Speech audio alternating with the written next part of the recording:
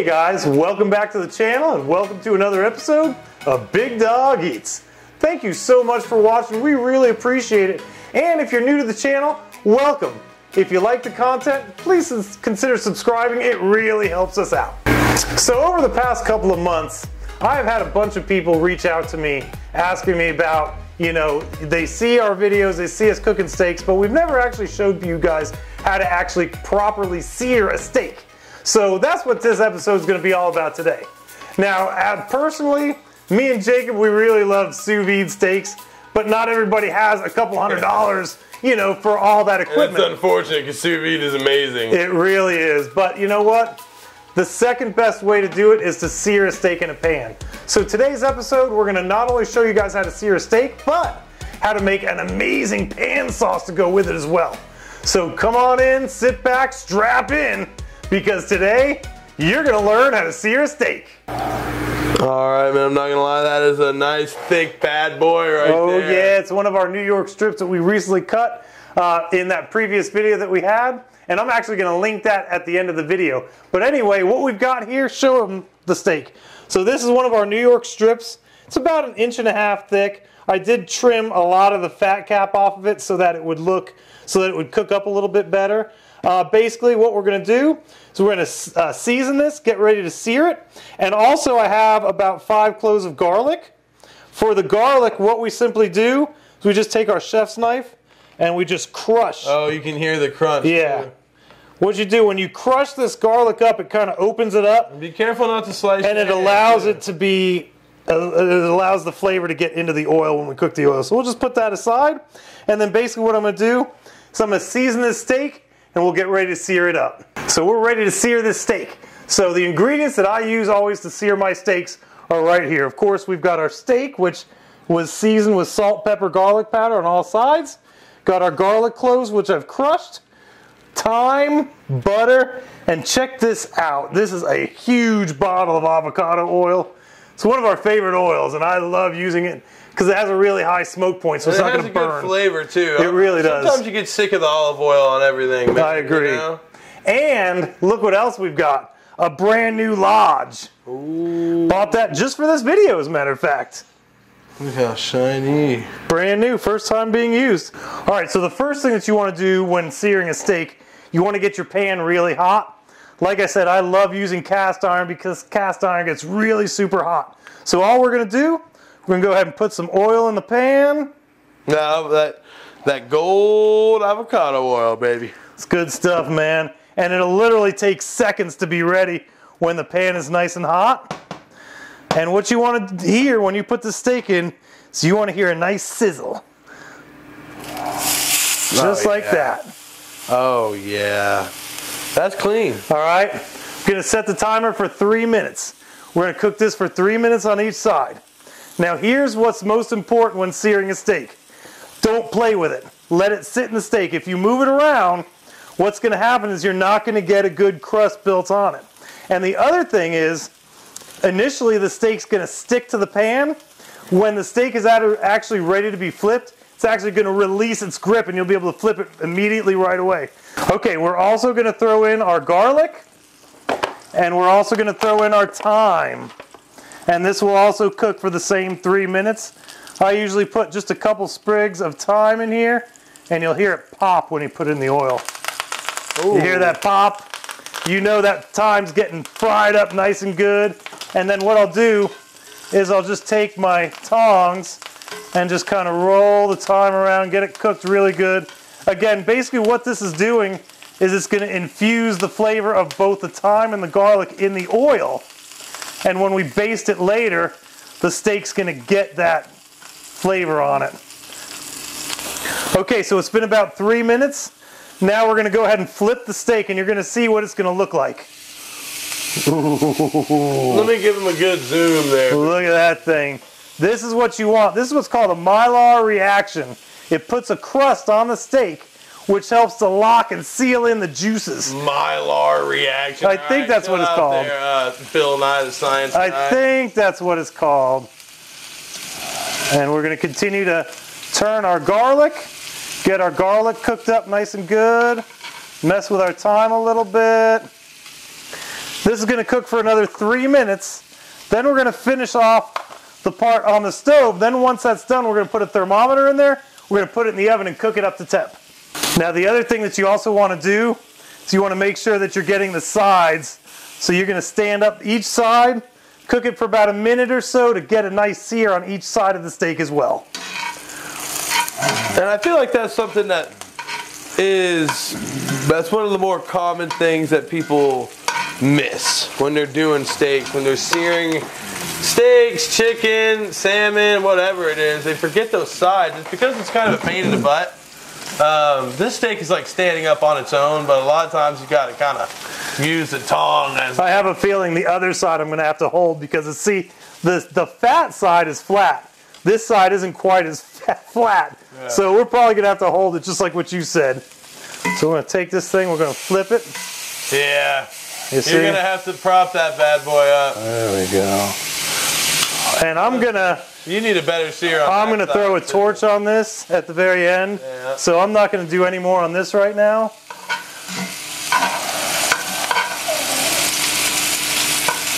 Uh-oh. You see, you can't trust it. Can't, man. But you want to get all sides cooked really good. And then what we're going to do is we're going to baste it. We're going to put it in the oven and cook it up to temperature. All right, so the next step in searing your steak is to put all of your nicely cooked goodies on top of the steak. And then I'm going to throw this pat of butter in here and let it melt.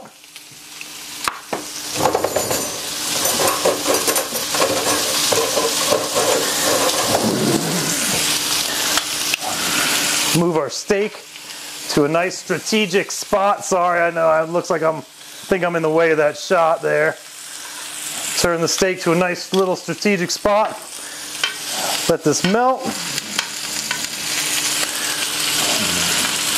And don't you have to keep moving the butter too? Not really, because there's oil in there, the butter's not really going to burn. Okay. It's one of the great things about cooking with oil. So basically I'm going to put this on its side, and I'm going to just start basting this thing with the butter. And you want to get that butter all over the steak, baste it for about 20 to 30 seconds. It's usually what I do. Try to get a good shot of that. This is a very thick steak. It's going to be amazing.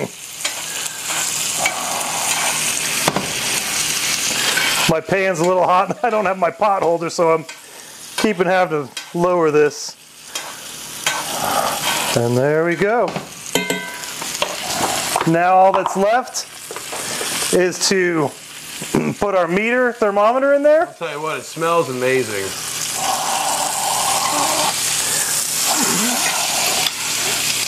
Yeah, I forget how hot these steaks are.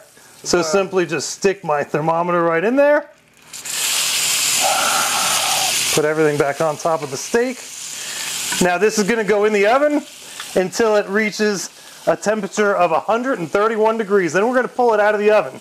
Oh, looks like you got something else in store for us. Oh yeah, we got our side dish, our asparagus side dish, which actually almost ready. So we're going to leave this in the oven until it's at 131.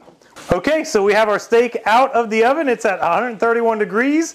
Now before I set it onto the plate to rest, I am going to go ahead and kiss this with the torch, the fat back a little bit, just a little bit. If you don't have a torch, this is a step you can absolutely skip. There we go. And then all we do... Look at how that thing is still on fire. That's the piece of time, I think. Gonna just stick it over to the side. Now, we're gonna let this steak rest for a full 10 minutes. While it's resting, it's time for us to create an amazing pan sauce. So this is what we're gonna do. First thing I want to show you is you notice all these little bits on the bottom of the pan. This is what you want when you get ready to make a pan sauce. This is actually something called font. And this is going to be amazing. Let me get all the thyme, sprigs, and everything out of here. And also you want to let the pan cool slightly because otherwise the shallots that we're about to put in are going to burn. So basically what you do to make this pan sauce, we're going to add a little bit of more extra butter in here. Let that melt. Okay, so the first thing we're going to do is we're going to add 2 shallots to the pan. And if you guys don't know, shallots are just so good. I love them. They're very small, but they've got a much sweeter taste. Are they part of the onion family? They absolutely are. Okay. And they just have a little bit of a sweeter taste. And if you notice, what I'm doing is I'm rubbing the spatula along the pan, because what we're going to do is we're going to take all that font and mix it in with the shallots. Pan sauces don't usually take very long to do, so this is going to be very quick, which is probably why there's not going to be any voiceover on this video like we have in the past. So just, oh, whoa, I forgot this pan is super hot. You gotta be careful with those cast irons, man. Yeah. There we go. Stir this up a little bit. Want to let these shallots cook up for about 2 minutes. Then we're going to go in with the next step. Now, with a good pan sauce, you want to use an alcohol. A lot of people use white wine. You can use cognac. We're going to use whiskey tonight. And Jacob likes this bullet whiskey, so this is what we're going to use. This is my favorite one right here. Comment below if you've had it. And we're just going to ignore the fact that I kind of winced and almost burning my finger there, touching the pan, trying to show off the whiskey. Oh wow, look at that. Look at that glaze. It's kind of coming off of that pan sauce. This is going to be amazing. Now, you don't want to overdo the bullet either. You don't want to overdo the bourbon. And also, be ready. Flames will arise. No, I don't think this one's going to flame up. I don't think it's going to flame up? Nope. So now that the shallots are fully cooked, we're going to go ahead and add our whiskey. There we go. All right, the next step is to put about a cup of beef stock in here. So we're going to drop some beef stock in there, stir this around. And we're going to let this cook up for about 2 to 3 minutes, let it reduce a little bit. Then we'll finish it off with some heavy cream. We're also going to add a little bit of salt and a little bit of black pepper. And then we'll let this reduce. Then we'll finish it up.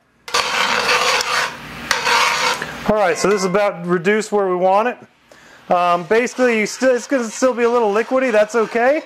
Now what we're going to do is we're going to add about a 1/4 cup to a 1/2 cup of heavy cream. What this is going to do is it's going to give it some really nice color. It's also going to thicken the sauce up.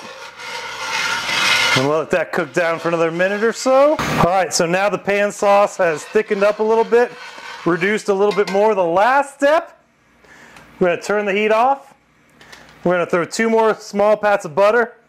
Let that melt in. It'll thicken the sauce up a little more. Now this sauce isn't supposed to be super ultra thick. It is going to be a little bit runny, but it's going to have so much flavor.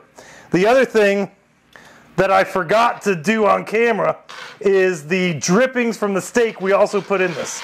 That adds a lot of flavor. And when you say drippings from the steak, pretty much, you know, we've had the steak sitting there resting for about 10 minutes, so a little puddle of juice has a rise, and we dumped that into the sauce.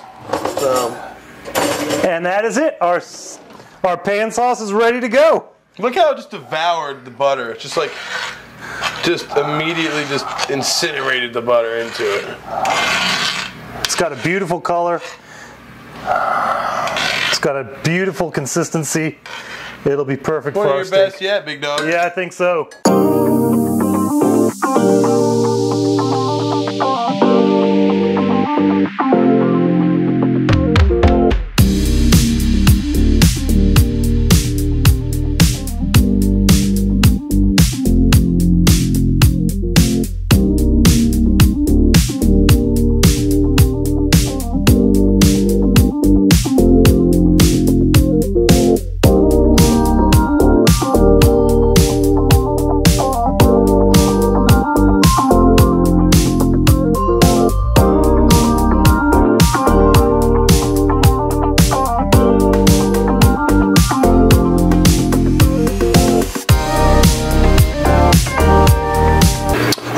We have everything done. We are ready to chow down and try this stuff out.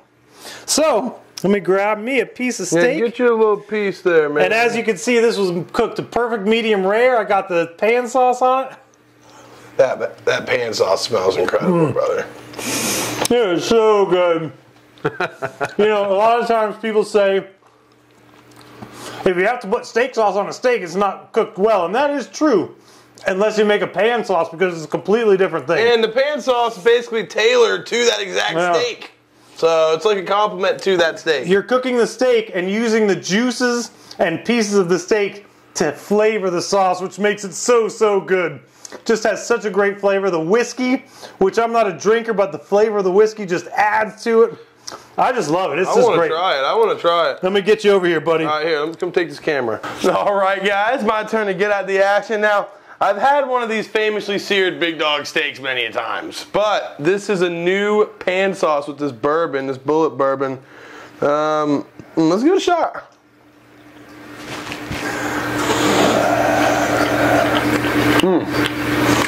Okay. Get a little extra sauce there on my finger. What do you think? I like it. Let me just chew them. It's good. It's good. The bullet gives it a nice sweet flavor. I don't know if you guys know a lot about whiskeys and stuff, but bullet is one of them that is a little bit sweeter. Gives it a really good flavor, especially with the shallots. And then the SEAR is just amazing. If you guys don't have a torch, check out getting some kind of a beginner's torch or something.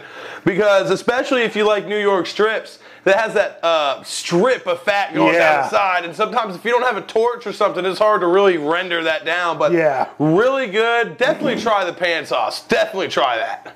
Okay, everybody, so that's going to be it for this week's video. Thank you so much for watching. We really appreciate it. We had fun showing you how to sear a steak. So I want to let you guys know we are coming up on our 1-year anniversary for the channel. First of all, thank you very much for watching our videos.